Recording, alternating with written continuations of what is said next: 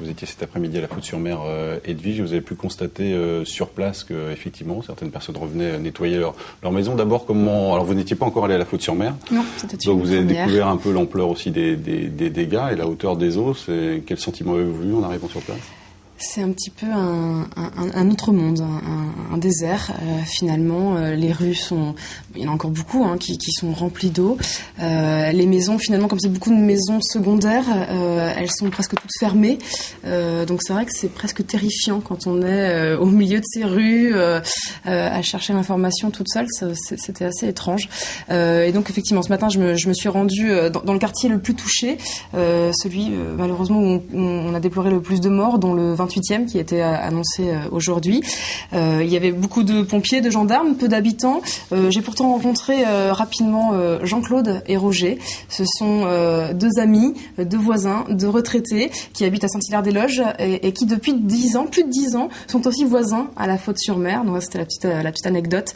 Et donc du coup, ils sont aussi tous les deux solidaires et tous les deux ont subi la catastrophe. Ils ont bien voulu que je les accompagne dans leur maison. On va les retrouver. Habituellement, les maisons de Jean-Claude et Roger sont accessibles en voiture. Mais aujourd'hui encore, il aura fallu s'y rendre à pied avec de l'eau jusqu'aux mollets et parfois même jusqu'aux cuisses. Il y a d'abord la maison de Roger. Bonne nouvelle, vu de l'extérieur, la maison ne semble plus inondée. Quelques mètres plus loin, Jean-Claude retrouve sa maison. Dimanche, l'eau était montée à plus d'1,20 m. Aujourd'hui, il ne reste que la boue et les meubles rarement à leur place d'origine. Regardez mon poêle, il était là-bas. Il n'a rien à faire dans la cuisine.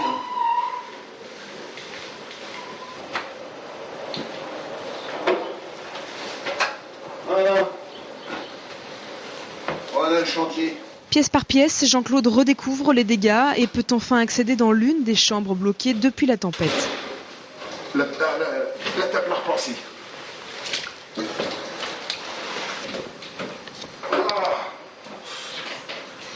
Le chantier. La porte est gonflée. Voilà le chantier, quand on découvre. Malgré les dégâts et son désarroi, Jean-Claude réussit pourtant à garder son optimisme et parvient même à tourner sa situation en dérision. C'est mon dictionnaire de certificat d'études. Mettre ça le boulot. Enfin, bon, c'est comme ça. Vous le prenez avec le sourire, finalement. Que voulez-vous y faire? On n'y peut rien, on est venu hier déjà, et puis c'est fait, quoi. C'est fait. Un humour qui permet à Jean-Claude de garder le moral, car si aujourd'hui l'heure est encore au constat, Claude et son ami savent déjà qu'il faudra de nombreuses semaines de nettoyage avant de pouvoir à nouveau profiter de ce lieu de vacances. Oui, alors on l'a vu, la maison est finalement peu inondée, parce que l'eau s'est retirée, mais il reste encore quelques maisons qui là pour le coup sont vraiment inondées, à l'image de leurs voisins, des voisins qui ont 87 ans. Dimanche, ils ont dû casser leur plafond pour aller sur le toit. Depuis, ils sont relogés à l'Aiguillon. Alors ils ont demandé à ces deux voisins finalement assez optimistes d'aller dans leur maison récupérer des affaires personnelles. À nouveau là, je les ai suivis. On regarde. Quelques mètres plus loin se trouve la maison des voisins. Ici, le niveau de l'eau est encore très élevé. Jean-Claude et Roger doivent faire le tour de la maison pour trouver une entrée. Seule une fenêtre est accessible.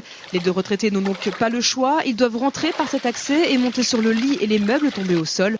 Sur place, ils retrouvent le fils des propriétaires. Christophe vit ici avec ses parents et sa sœur. Retrouver la maison familiale dans cet état reste difficile pour lui. Je pensais que les choses auraient été trempées, mais qu'elles seraient plus ou moins restées dans l'ordre. Mais là, apparemment, tout a été brassé comme si ça avait été dans une machine à laver. En résumé, voilà. Ce qui serait bien, c'est qu'il n'y ait plus d'eau du tout dans la maison et puis inspecter centimètre carré par centimètre carré pour retrouver toutes nos affaires, quoi. Mais franchement, je ne m'attendais pas à un tel bordel dans la maison. Jean-Claude et Roger sont donc présents pour l'aider. Ensemble, ils tentent de retrouver les affaires personnelles du couple. L'assurance. C'est moi l'assurance. Tiens, j'ai la carte vitale de ma sœur. Ah, bonne chose. Après avoir passé plus de 30 minutes dans la chambre des parents, les deux voisins découvrent la cuisine et le salon. Les dégâts sont tout aussi importants. Face à ce constat, Jean-Claude et Roger ne pouvaient pas laisser leurs voisins sans aide. Chez moi, c'est différent. Moi, c'est une résidence secondaire. Il y a le minimum dedans. Mais ici, ils y vivent depuis 30 ans. C'est leur domicile, quoi. Alors, il y a tous les souvenirs, il y a tout est là. Puis tout est perdu. Tout est perdu. Ah ouais. Et alors quand on est voisin comme ça, qu'est-ce qu'on a comme sentiment? C'est bien triste. Enfin, nous, notre première démarche a été d'aller les retrouver hier et leur offrir nos mains pour les aider. Et on leur a même proposé de venir avec des copains s'il fallait. Parce que c'est vraiment des gens charmants et qu'on ne peut pas les laisser tomber. Après 1 heure passée dans la maison de leurs voisins, Jean-Claude et Roger auront réussi à récupérer tout ce que le couple souhaitait retrouver. En repartant de la maison, ils emmènent donc avec eux les papiers d'identité, les lunettes et des vêtements. Ces quelques objets personnels permettront de réconforter le couple âgé. Un réconfort sommaire puisque les deux voisins et le fils savent déjà qu'il faudra du temps avant que les propriétaires âgés de 87 ans puissent revenir dans leur habitation. On parlait de solidarité tout à l'heure avec les agriculteurs ou avec vous. Je crois que là, c'était un bel exemple. Ce qui est sûr, en tous les cas, c'est que depuis 3 jours, il y a beaucoup d'images. On voit beaucoup de choses. Mais j'y étais. Et ce qui est sûr, c'est que ça ne traduira jamais l'émotion qu'il y a sur place.